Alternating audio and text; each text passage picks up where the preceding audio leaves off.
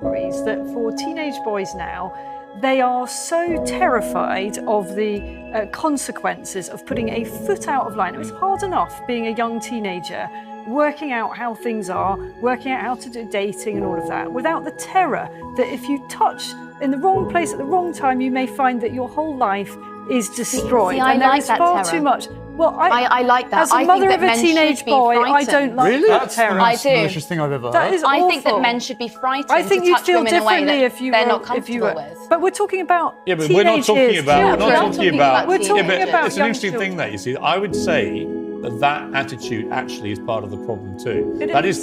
That's to me toxic femininity. It is. That is saying you should all be terrified, you men, if you put one. assaulting. Well, I think we all understand what sexual What is assault an is. assault? What Isabel's talking about is that young teenage clumsiness really in many hard. cases, which is now being recategorized as assault.